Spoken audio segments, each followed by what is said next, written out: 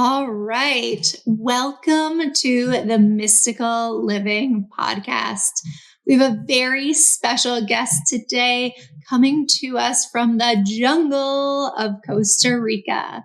Catherine Lindroth is our guest today. Welcome, Kat. Oh, thank you. And I am so happy to be here. Really excited. Thanks. Oh my gosh, you live a very, very mystical life.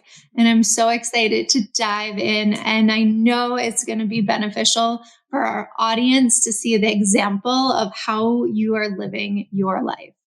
Before we get going, I would love for you to introduce yourself and just tell us a little bit about who you are and what makes you tick.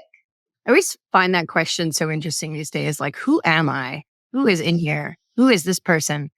I am a human, it would appear, that is very, very passionate about liberation, human liberation, freedom, extraordinary expression, and supporting people, myself included, on a journey to really have self-determination and joy in the conditions of your reality. So awareness of the conditions and the conditionality in your reality, and the knowledge and the freedom to redefine, rewrite, rescript, live in the conditions that you desire, that are right for you. So I'd say that's a lot of my purpose, a lot of what I've been up to. I can share the different ways in which I do that. But yeah, I'm calling from Costa Rica. I love this town that I found during COVID called Puerto Viejo. It's on the Caribbean side, and it is a gem and a nexus for a lot of us who during COVID left what one might call the matrix. We sort of left behind a lot of our old lives and our old identities, and shifted gears. And yeah, I feel very at home here in my house without windows and doors. And yeah, that's a little bit. It's a little bit of who I am. A little touch. Well, we'll dive deeper into all things mystical and magical and all things you as we journey together today.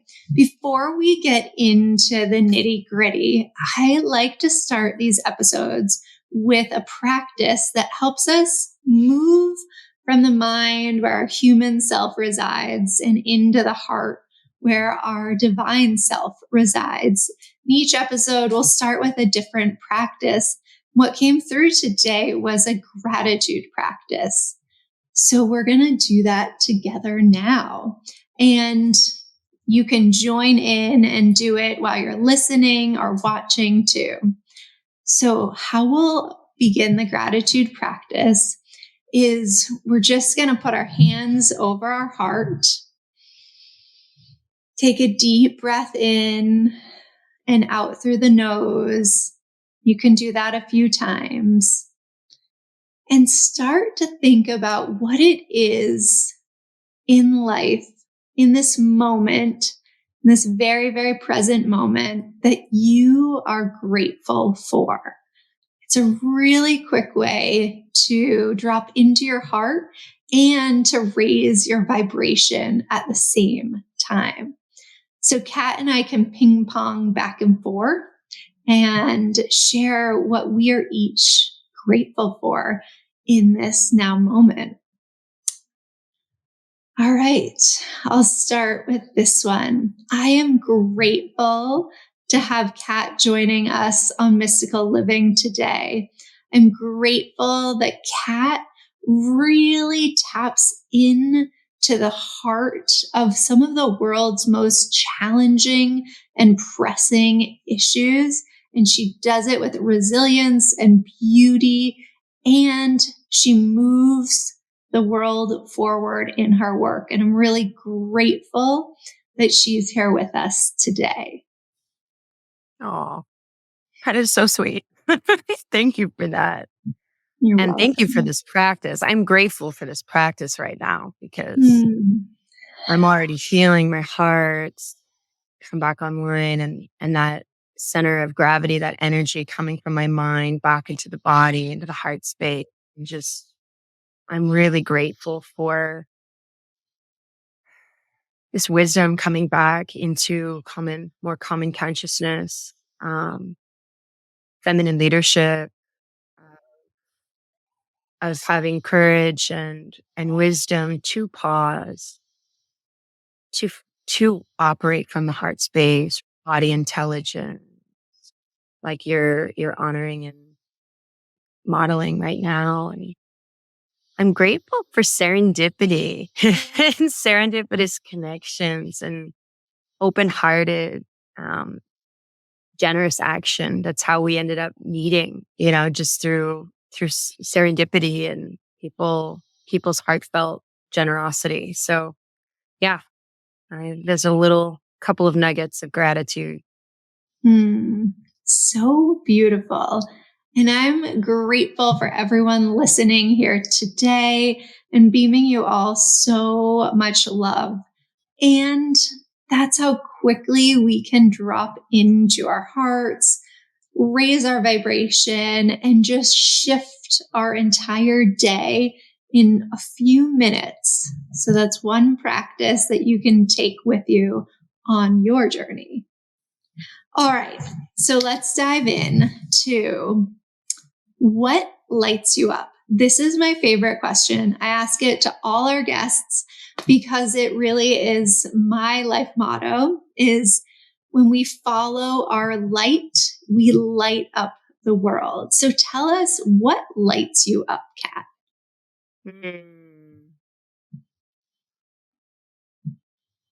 I mean, right now, what's just been a huge light in my life has been the work that I'm doing with young people, young women in the ChangeMakers Institute.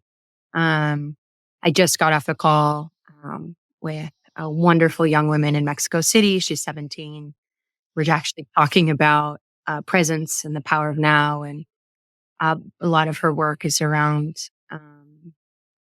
how to stop having so much anxiety about the future and live in the present. So powerful for 17-year-olds.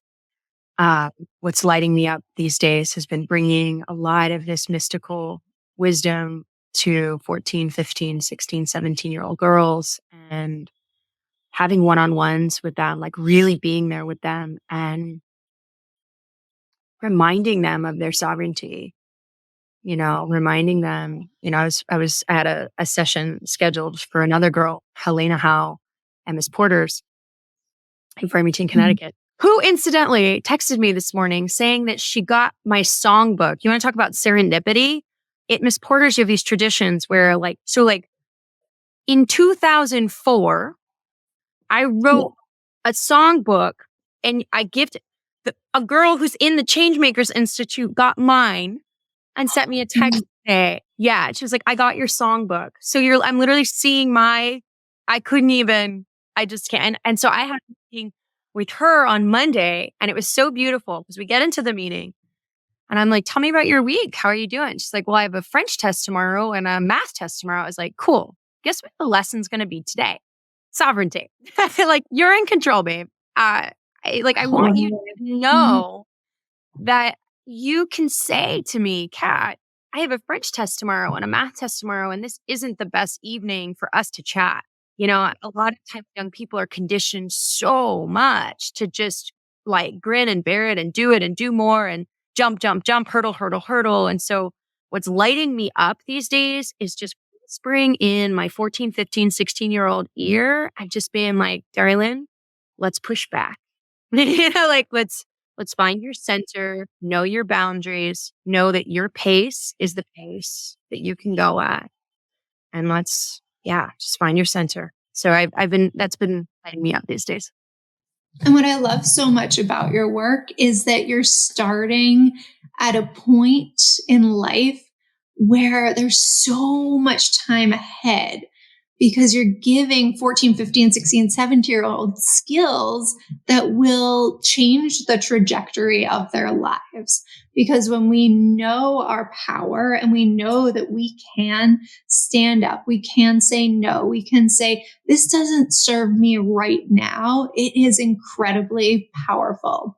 So tell the audience a little bit about the ChangeMakers Institute and how that came to be, and how possibly, if they know a young person in their life, how might they point them in your direction too? Oh my gosh. I could just talk forever and ever and ever about this. I mean, and I think before I go full on into ChangeMakers, I wanted to speak just briefly in response to what you said about how powerful it is for specifically this age group to start seeing their conditioning and start seeing the institutions that they're in and to start pushing back against them now. In the first round of ChangeMakers Institute, which was like 2 years ago, one of our students did an icebreaker. And in the icebreaker, it was cool. It was actually like meant for each of them. Like they were like, what would you say to your student body? You know, they were like, what would you say to the student body? If you could stand up in front of the student body, what would you say? And I went back in time with that one. I was like, okay, wait, if I could go back in time, what would I say to my student body?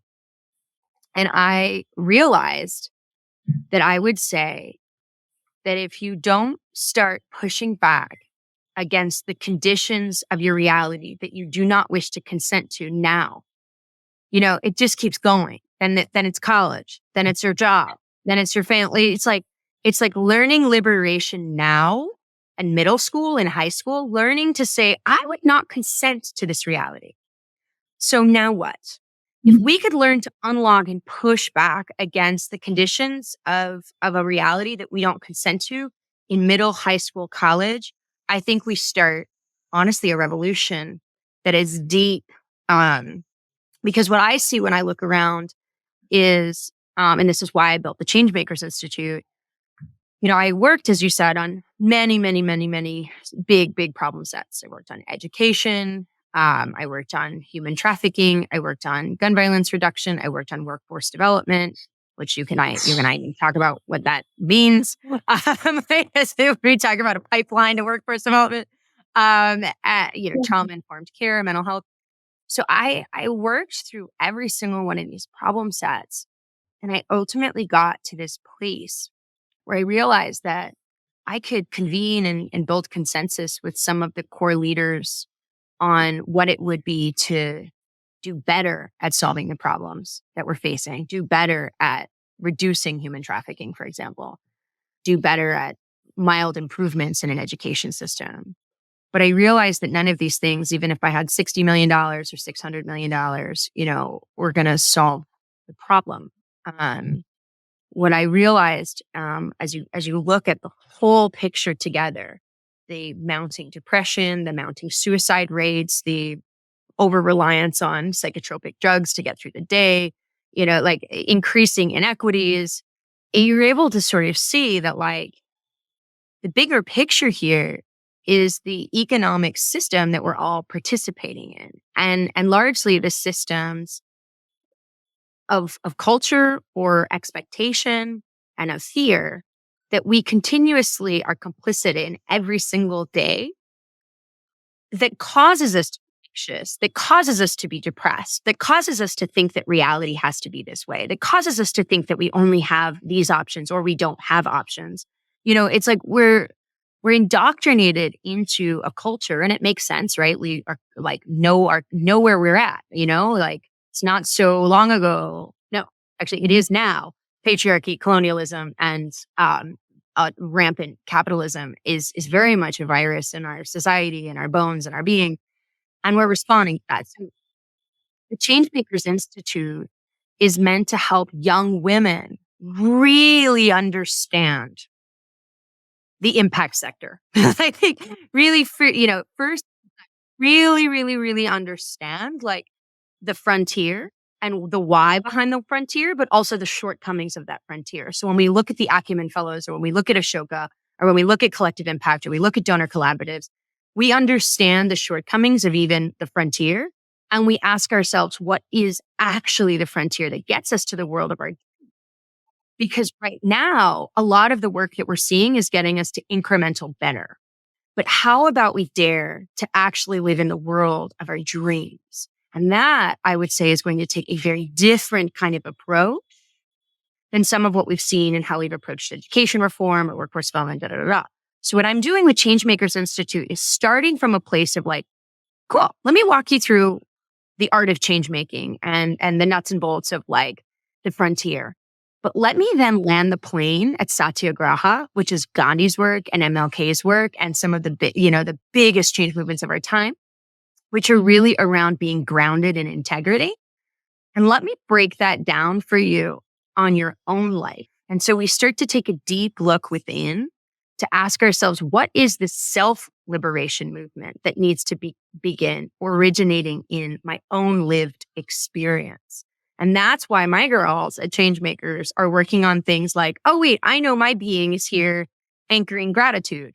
I know my being is here anchoring happiness. I know my being is here anchoring peace.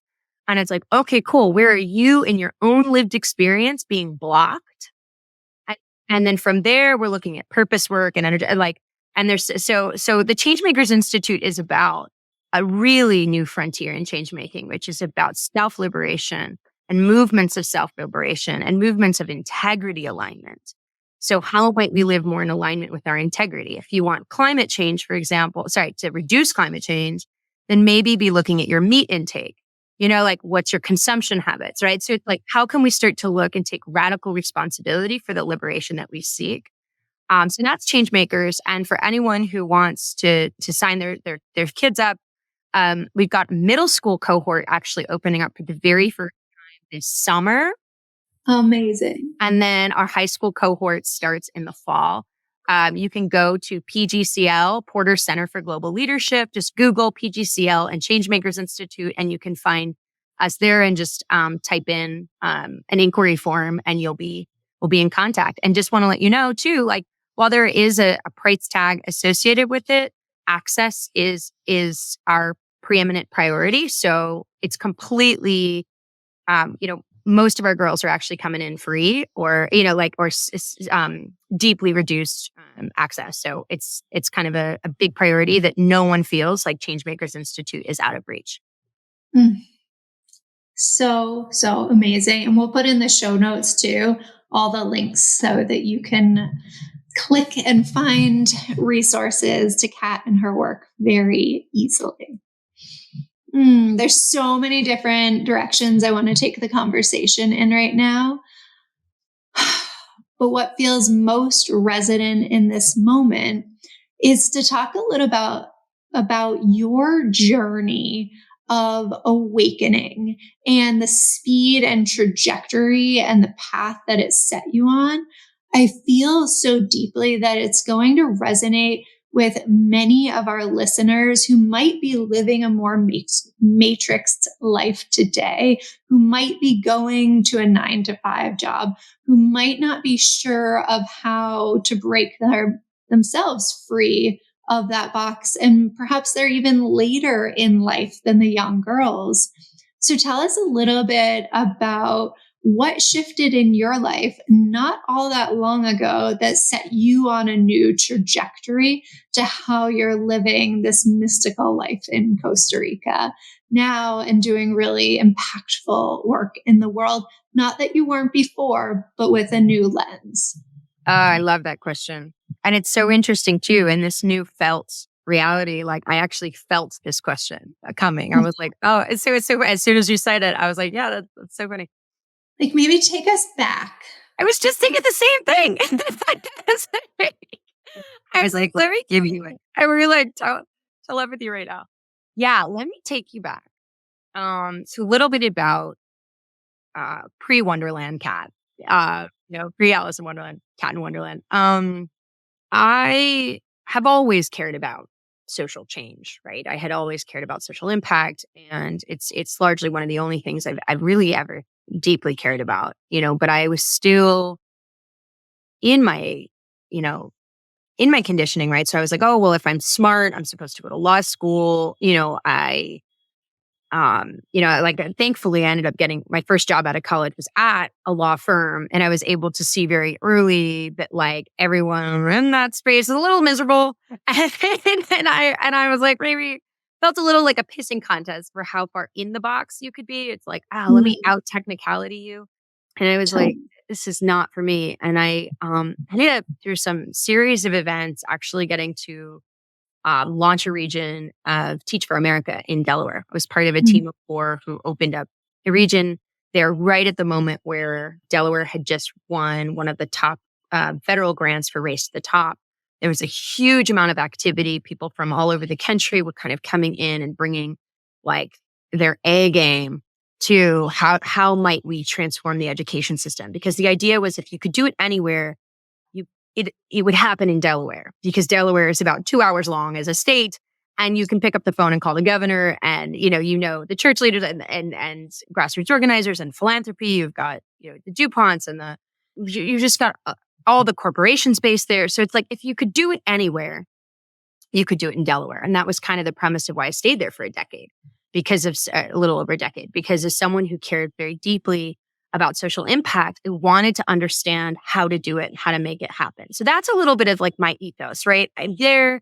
I'm like obsessed with, changing the world. I set out to do it. I pull up my sleeves. I'm building the region of Teach for America. I then iterate and I build something called the First Gen Network, and I build the Summer Learning Collaborative. So in my mid-20s, I've built like 2 nonprofits, and I'm working 6 a.m. to 1 a.m. every single day. And I'm at my computer typing, and then, and we are doing it. I mean, like, I'm raising millions of dollars. Like, we're hiring, hundreds of people, growing the out of school learning system, seeing things with my eyes that are so beautiful. The head of the Walnut Street YMCA, who now runs my organization, the Summer Learning Collaborative, she always says, like, if we only had stop motion, stop whatever, like you could show the difference. Like, we Mm. actually changed the quality and the fabric of out of school learning time through some of the work that we were doing. And then I was asked, by a philanthropist if I could do this in other spaces. And ultimately that felt right to me. And and that's how I built Social Contract. I co-founded it. And we were working on changing the way we approach change in communities. So we were working with government and philanthropy and building consensus. And so when I say I know my way around trauma-informed care and workforce development and human trafficking, we were building consensus on the current state, the future state, and where to go, which is why I feel like I had an education on my way around so many of these different problem sets, like rapid cycle prototyping. And so that's just a snapshot of the being that I was before COVID. And how did you feel in your body? Can you remember back to that version of you? And like, how did your body feel? Angry. Mm. I was angry. I was anxious. I was paranoid. I felt like everyone, like anything could happen in a meeting, and I felt my internal world felt so unhealthy and so toxic. And I was also toxic. I was allergic to gluten, and I was eating gluten. I'm, drinking wine, to slow my heart rate at night. I'm drinking caffeine to get through the day, like all of the different drugs that we use to kind of get through this insane pace and these insane expectations. And I didn't know peace. Mm. I didn't know silence. I didn't know I didn't know nature either. I mean, like this, like I didn't know that we're held. Mm. I didn't know Mm. safety. I just knew, I think Mm. my conditioning was, I don't know, it just felt like I was just like, we got to figure it out. We got to figure it out. Go, go, go. Like, let's try that. Let's try that. Okay, there's an opening. Let's work that. Okay, like that's the solution then. Do you agree? Yes. Do you agree? Okay, then like, how much is that going to cost? Let's figure it out. Let's get it. It's like, it was Mm. just like this constant thing. And it was actually pretty scary. Some of my behavior was really started to be really striking. And I was really scared. Like I was angry. Like I remember there was an interaction actually with a funder that I was like, a super dear friend of mine, who had funded, some work that I'd worked on. And I was just like like I was in this meeting, and I was so And part of it's me, like, I just have no sense of propriety. I'm like, I don't care if you're a funder, I'm going to talk. But like the emotion must have really struck it, like, and I think I was just losing it, and I was angry because it felt like we could see the answers, but it felt like there were so many things keeping us from doing the work. And it just, I started to grapple with the impossibility of what we were trying to do. And amidst the financial sector as it stood and the bureaucracy as it stood. And I was just mad.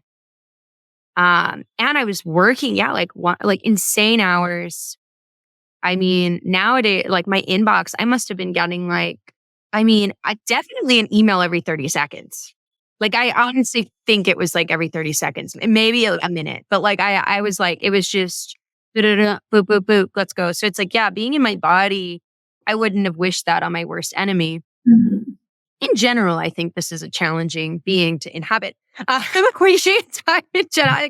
I'm not sure I would wish this on anyone even now. Like just a lot going on inside. But I was anxious and I didn't know it. I didn't know how anxious I was. And I had started taking anti-anxiety meds to kind of like just protect from like implosion, like at the time I think my business partner was super concerned about me and like I think there was just a lot going on. And I took medication just to get through the day so that I didn't implode. And so when COVID hit, I was alone. I was living alone in a studio apartment in downtown Wilmington. And, like everyone, like many people, right? Like was just reaching out, I guess we'd have like happy hours, from your computer. And I would go on a run and I would do HelloFresh. I can't even believe now I've been because of all the plastic, but I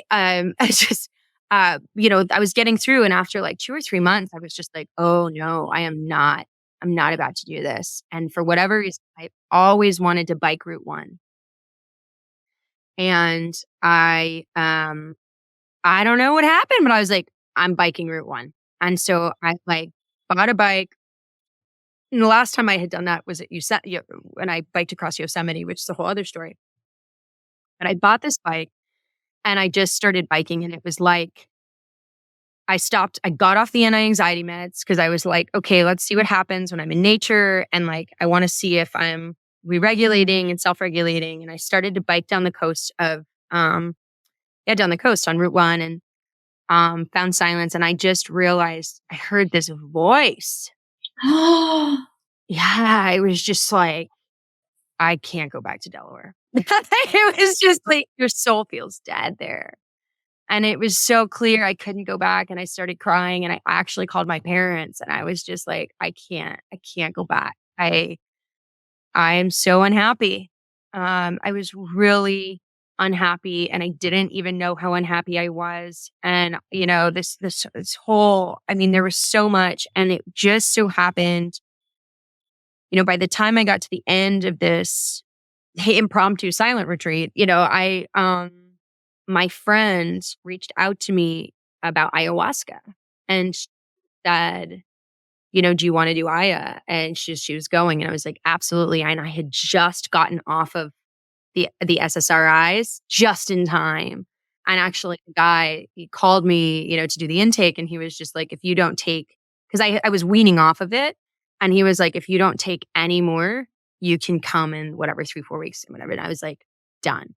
And I'm so glad I did because man, the first, like I did 3 days of ayahuasca and I got on the mat and my body cried, I swear, for like 5 hours. And, as a white privileged woman, like doing change making work, like you don't ever like, in a way, I had never allowed myself to think that I was traumatized.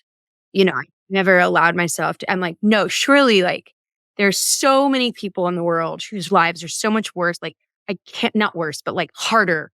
And I cannot look at myself and be like, I don't need any, like my job is to help this situation. Like nothing to see here. Let's raise the money. Let's go. That's who I was. That's what I was up to. That's what change making was for me before. And then I was on the mat and I was just like stop crying. I was like I went to the bathroom. I remember literally like slapping myself in the face and being like, stop crying. I'm like, whose voice is that? And so, and then I was on the mat and I was just like, you were traumatized, you were traumatized, you were traumatized, you were traumatized. And that was a really powerful set of messages and started me on this journey. And cause another message was, it's time to sit under this tree for quite some time. And I knew it meant like years.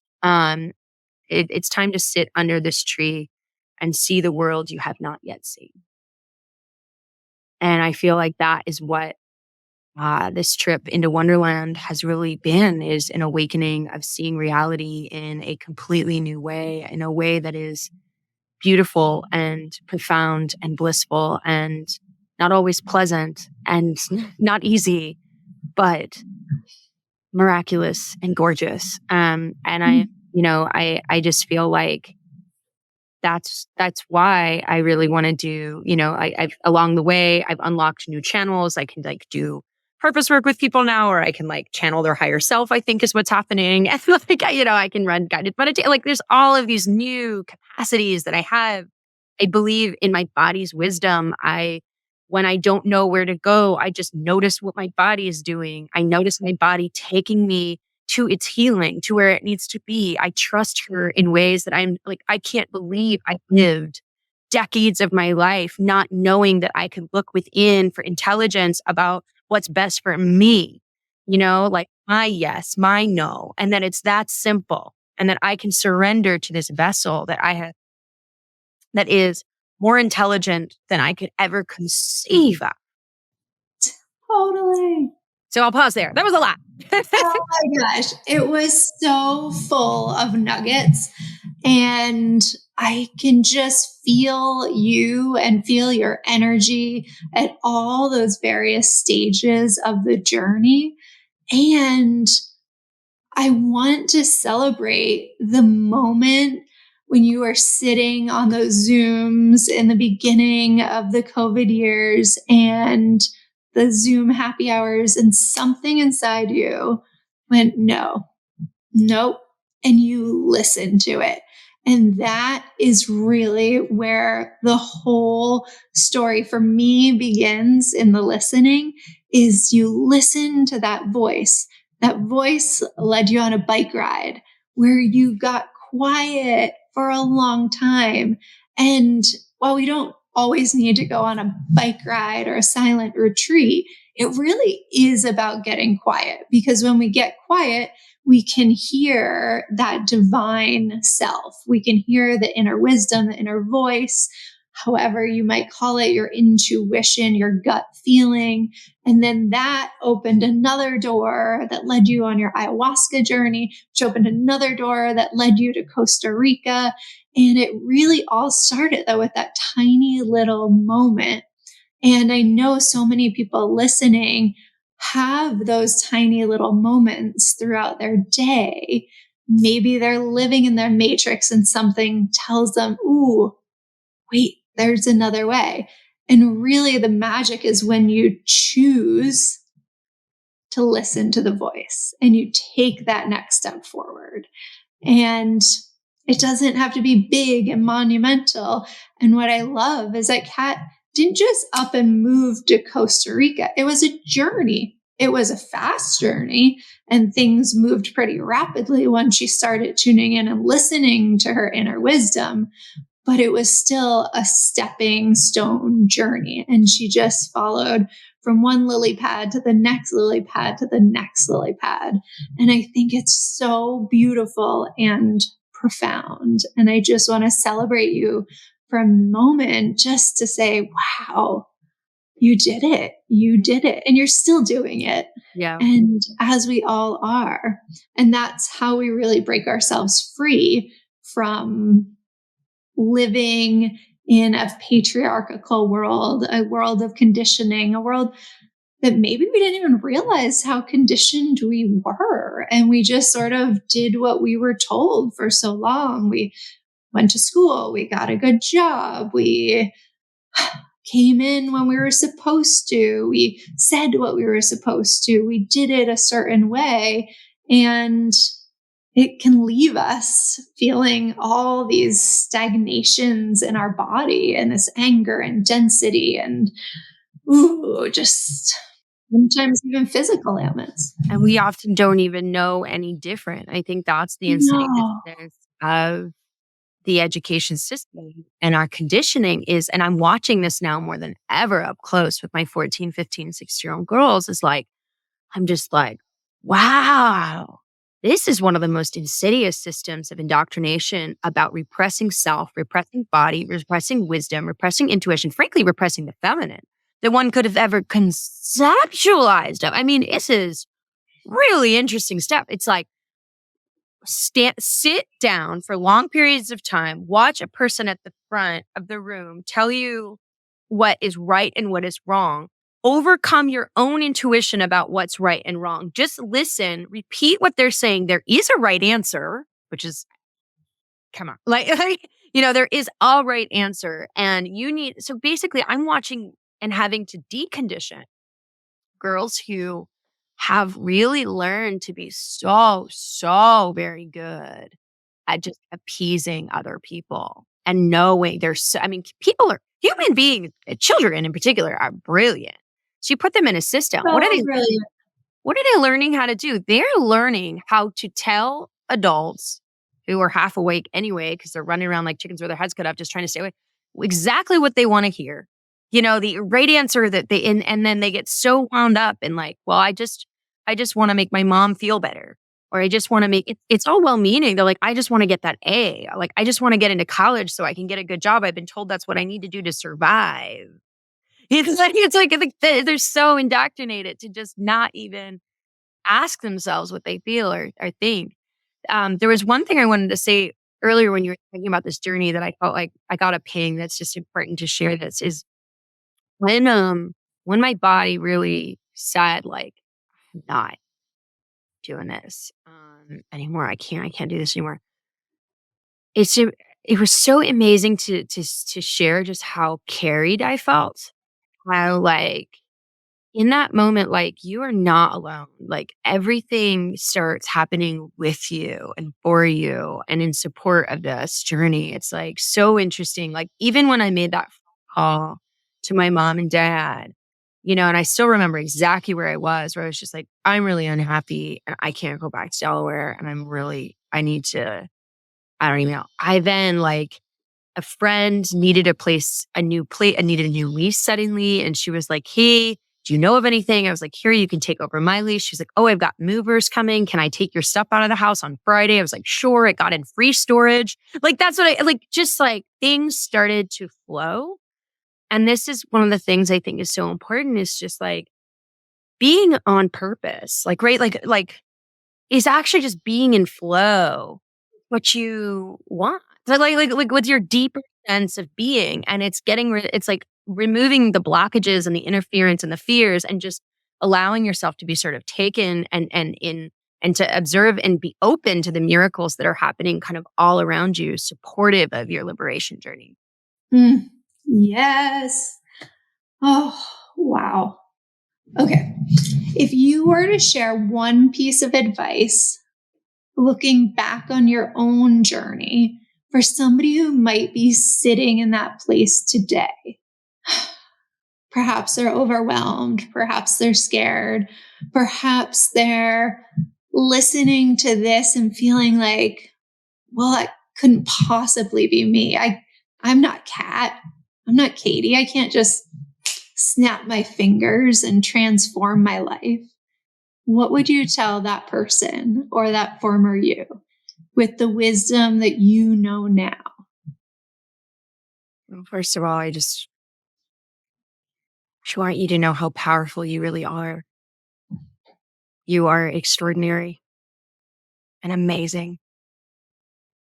And you are here to live your wildest dreams. That is your birthright. And you're not alone, and you will be supported. And though it doesn't feel safe, it is safe to be you. It is safe to be free. And you don't have to figure it all out. in your mind. In fact, your mind is going to do a lot to try to convince you of why you have to do this next year, or why if you just wait 5 years, you'll get that pension, or maybe when my kids are older, like it'll make sense more, or like, oh, if I do that, they're going to, I have to do, there's going to be million reasons, a million reasons why you yet again feel like it makes maybe more sense to betray yourself. Maybe why it makes more sense to just deny yourself your liberation. You don't have to figure it all out. And all those reasons are just fear. Just trust your body. Trust if your do what your body is asking for. Is your body giving you a glimpse of some place by the water and then showing you, like, go there, go there, and like start to be open to the miraculousness around you. Like, things will start happening that support you in that adventure and that venture, because your being is beckoning you to a hotbed of your alignment, of your purpose, So it's like, just be awake and aware that you are being summoned like to your liberation, to your fullest radical, radiant expression, and trust the images that pop into your mind. Trust that, oh, wow, I hadn't thought about that person in years. I wonder why they came into my mind. Call that person, see what's going on. Like, listen to your body. Just take one step towards feeling slightly better. Would that feel better? Yeah, that would feel better. Okay, let's make that happen. And I think one of the things that I've learned about myself, there's something called human design. And I had resistance to human design in the beginning, but now it's really it's really, really, really powerful. And it intersects, extraordinary methodology, ancient wisdom like the I Ching and astrology and the gene keys. And, in my human design, I have this thing, that only 35% of the population has defined. It's called a will. It's like an ego center, which is this really interesting thing that I'm apparently here teaching others. like a part of my being is here to teach people to know that their will can and shall be done. And the reason I'm bringing this up now is just, if I could impart anything to other people who are learning this, who are learning that their will shall be done, is that it is absolutely an inside game. It is absolutely inside your being. Believe it. Believe you can have it. Believe that you deserve it. Believe you are worthy. Believe it is possible. Once you and center within yourself, acknowledge, wow, I really don't believe this is possible. Okay, let's sit with that. Okay. So just know that you can make all of these things happen. You don't have to figure it out in your head. You can lean into your body's wisdom as it brings you down that river. And absolutely is possible. It absolutely is possible. It just takes you believing in you, and you believing in it, and you believing in your worthiness of it. So I'll pause. So amazingly beautiful. And I want to dive in just on one last topic. Human design, you mentioned, is something that I'm pretty into. I believe out of all of the various maps that we came here with, human design is one of the easiest to understand and an amazing entry point. And I'm curious, Kat, do you know your life purpose in human design? Yeah. Can you share it with us? Yeah. It's a really interesting one. It's to lead people to safety. The right angle cross of the alpha. Yeah. And so I'm a 5/1 manifesting generator. Super interesting. But it really resonated with me because I do. And I think this is worth noting. So one of my best friends is a human design expert. She's amazing, by the way. Highly recommend a session. We'll have to get her on the podcast. Oh my God. Absolutely get her on the podcast. She just channels human design. She is a channel for human design. She does human design talks at my house every Monday. So I'm super grateful. I just get to keep basking in her wisdom. But she she and I have been talking about this because we're working together on a retreat concept that mixes purpose work with human design. And I was like, I really like, let's bring in the it's not called a profile. It's I guess you're calling it purpose, but it's called something else. It's Life theme, purpose. yeah, I forget there's a specific name for it, but it's eluding me right now for some reason. Oh, it's gonna drive me crazy. But anyway, I she doesn't tend to actually like to go there with people because she was like, from this, sometimes it doesn't resonate with people because they're so in the moment that like, she's like, these purposes are really like lifetimes, this like really, really like, it's like the big zoomed out picture, where it resonates with me is like, I was just thinking about this yesterday. I was having a huge process with anger. I feel like a big part of what I know I'm here helping is sort of like transmuting rage and transmuting anger. I know early in my life, I felt so much anger and so much rage and and I still sometimes deal with this. And yesterday I was walking and I realized I was like, the antidote to rage and anger is safety. 100%. And I was like, oh my God. And that is my purpose. So it's like, it all made sense.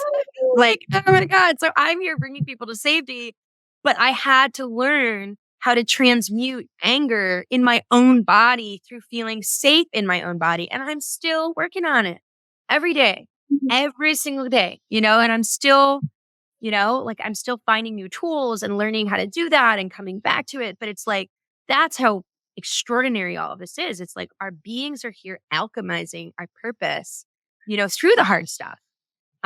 So I'm still learning to be my purpose, as Tara would say, my this zoomed out end of life, like the bigger picture of it. Yeah, I'm not there yet. And I am there because in every minute of my existence, I am driven to help people move towards safety in millions of small and big ways. But in the bigger picture of it all, yeah, my being is learning to transmute rage and anger on a bigger zoomed out picture of it. And it has to happen within first. It's like you can't give what you don't have. So it's like we're always alchemizing that within to do that in bigger service to purpose. Truly. And we teach what we know. So we have to go through these experiences ourselves. Mine happens to be to snap people out of their minds and into their hearts to experience higher states of joy, love, bliss, and ecstasy.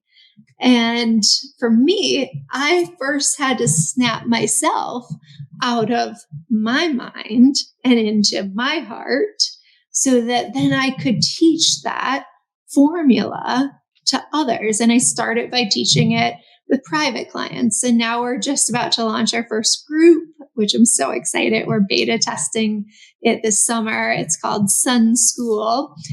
And one of the parts to Sun School is a whole section on human design and learning about those maps. And really, this work feels so profound and necessary in this moment because I now see, like you see, there's a whole nother way to live outside of the matrix. And I know we have the same shared value. We want to share it with the world because it's a way more fun and flowing and heart-centered way to live. And it really is possible. It's not magic. It does feel magical, but it's why we're here. It's the way we came here to live. And I'm just so grateful that you and I have been able to develop this connection. And also, another great point is when we raise our frequency, our vibration, our energy, people come into our lives that are vibrational matches and give us another access point to accelerate on our journey. Kat, I've only known maybe a few months now. Yeah. Yeah. And we were introduced by a mutual friend and we hit it off right away. And felt so aligned and inspired by the work that she is doing with young people. And when we met, I had just come off speaking at an event at UMass to young people. And so we instantly had this connection over how important it is to start early with these concepts. And we both have a shared value around starting early so that people don't have to wait till they're 40, 50, or 60 to break themselves out of this matrixed, patriarchal, conditioned world that we live in. So, Kat, I think we're at about time here. We could go on for another 3 hours. And I'm conscientious of our audience and their commutes and their drives and their time to tune in. So, in closing, what parting words would you share with the Mystical Living audience? What is still pinging in your mind that needs to be said? Also, while Kat's thinking, I'm just delighting in the view of her free flowing in Costa Rica. It's so beautiful for those audience members who are just listening. The birds are chirping, it's green and luscious and beautiful. And I wanted to give you a little glimpse into where she's sitting right now. Wow, thank you for that. Yeah, it's again another illustration of just, when I was in the West, we just don't, like when I came back from the jungle into, the parks, you start to be like, wow, it's all dead. You're like, oh my God, like, cause you have this new reference point of life. Totally. You're just like, wow, like I sit here in my kitchen and in a totally different relationship to nature and it's what happens when you release control, right? Like we started out the call being like, oh, the Wi-Fi's been in and out, and da da da. It's like, yeah, this is, not like releasing some control, but then what you get in exchange is just so much more. It's I get visits from hummingbirds, in my kitchen and packs of monkeys kind of just like troll throughout the trees, like right there. And this whole cost of living is, it's just vastly less than, the shoebox studio that I had in downtown Wilmington. But what is there, as you were talking about human design, I had this flash, the closing thoughts are just like, there are just different ways of living, of living, of seeing what it means to inhabit this form and to do life, to see, to conceive of what this human existence is for, to conceive of why you're here, to conceive of what you're meant to do with your time here, and ultimately like what this is all about, right? And I think that speaking from personal experience, what I was in before was a bit of a nightmare. I remember the options that I was given for thinking about like religion seemed pretty bleak and man-made. And, I was just a little like, I guess I'm here to achieve and get a good, like, and then, social change. I was like, we got to change the world. We got to make it better. And I didn't realize how very unfree I was. And I these days, the leaders of the free world must be free.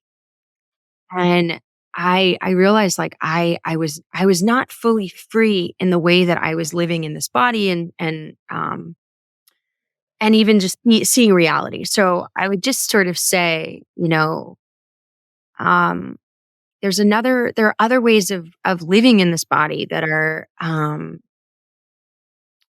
that can allow you to feel held by all that is around you, in deeper relation with nature, in deeper connection to the journey that, a deeper sense of purpose around why all these things around you are happening, that it's not just random, the simulations of every little thing that's popping into your life that, maybe it's something that's being worked through within you. But yeah, I would, to a 10.0 operating system, a 15.0 is magic.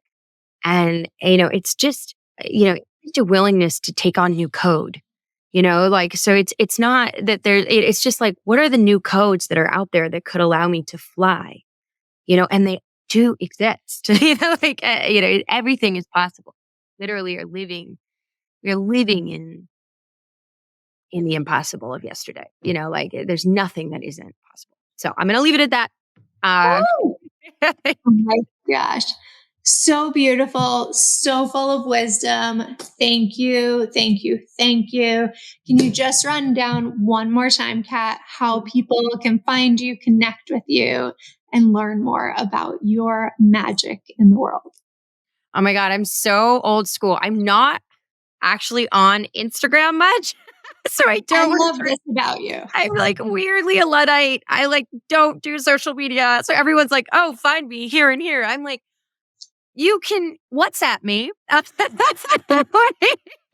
give you my email address. clindroth.slc@gmail.com. Or on LinkedIn, you could find me. But Yes, you are on LinkedIn. I am so it's just probably an area of growth for me. It's getting out maybe into the realm of social media a little bit more. But yes, I'll leave some information about my email and WhatsApp, and would love to hear from folks who are interested in ChangeMakers Institute, having deeper dialogue about anything I've shared, from change making to my own liberation journey. But yeah, I'd welcome and am excited for any serendipitous connections that come out of this talk. Beautiful. And we'll have to have you back on too, because there's a whole bunch of topics that we didn't even get to dive into today. So thank you, thank you, thank you, and have a beautiful day. Thank you. You too.